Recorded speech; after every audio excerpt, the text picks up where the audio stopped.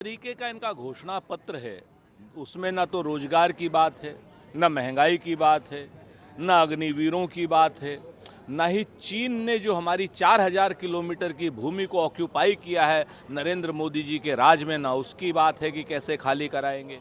ये घोषणा पत्र नहीं, जुमला पत्र है, झूठ छल कपट का एक प्रपंच का पत्र है। भारतीय जनता पार्टी को तो एक माफ़ी मांगो पत्र और एक शर्मिंदा पत्र देना चाहिए, क्योंकि इन्होंने 2 करोड़ रोजगार का वादा किया था, नहीं दिया। इन्होंने किसानों को कहा था कि उनकी आय दुगनी करेंगे, उनका कर्ज और खर्च चौगुना कर दिया। इन्होंने कहा था महंगाई पर वार करेंगे, इन्होंने महंगाई चौगुनी बढ़ा दी। तो भारतीय जनता पार्टी प्रेस के माध्यम से जनता से हाथ जोड़ करके माफ़ी मांगे, तभी जनता उनके बारे में कुछ सोचेगी।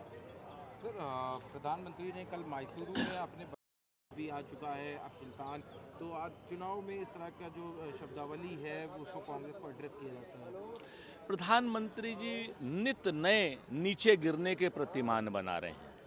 ऐसा हमने कोई प्रधानमंत्री नहीं देखा जिसकी भाषा इतने हल्के स्तर की हो। हम तुच्छ कहेंगे तो कहीं ना कहीं विवाद हो जाएगा, लेकिन बहुत हल्की भाषा का प्रयोग कर रहे हैं प्रधानमंत्री जी। अपने पिछले 10 साल के काम गिनाने के लिए इनके पास है नहीं। ये चीन से आंख नहीं मिला करके बात कर पा रहे हैं। 4000 किलोमीटर की हमारी भूमि पर कब्जा हो गया है। ये अग्निवीरों से आंख नहीं मिला पा रहे हैं, क्योंकि 4 साल की नौकरी एक प्राइवेट कंपनी की तरीके से हो गई है। ये कहीं ना कहीं महंगाई के लिए महिलाओं से, गृहिणियों से आंख नहीं मिला पा रहे हैं। इसलिए कांग्रेस के ऊपर इतने तुच्छ, हल्के और निर्लज्ज वार कर रहे हैं ताकि ये प्रासंगिकता में बने रहें। प्रधानमंत्री जी, अब आपकी बात पर किसी को भरोसा नहीं है, ना आपके जुमलों पर भरोसा है।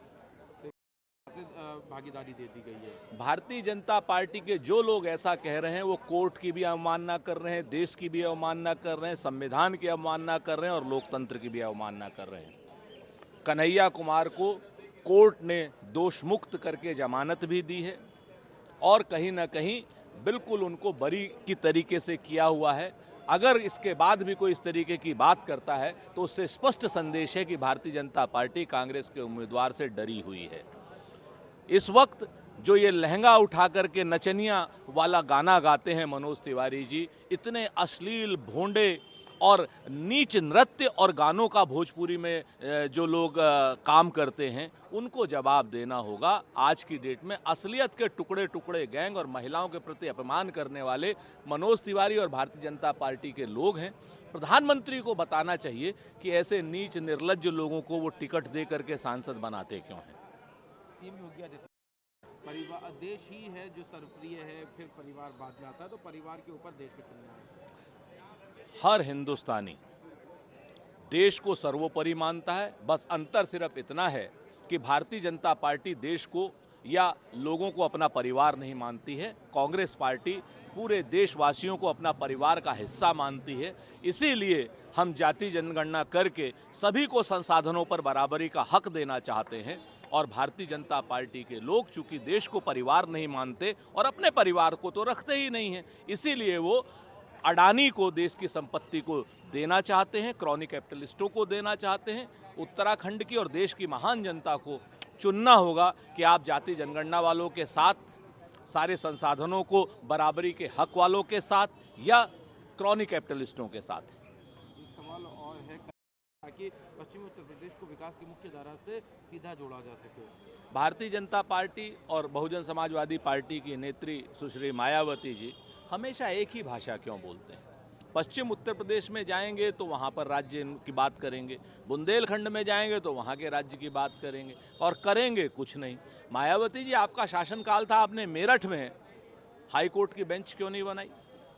आप बताइए हमको कि हाई कोर्ट की बेंच इतनी पुरानी मांग थी, आप 2-2, 3-3 बार मुख्यमंत्री रही, उसके बाद भी आपने हाई कोर्ट की बेंच नहीं बनाई।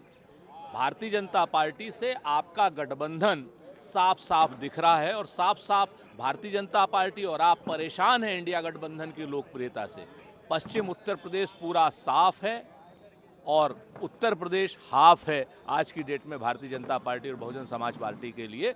बहुजन समाज पार्टी को तो सीटों के लिए तरस जाएगी, क्योंकि जनता इनका झूठ छल कपट पकड़ चुकी है।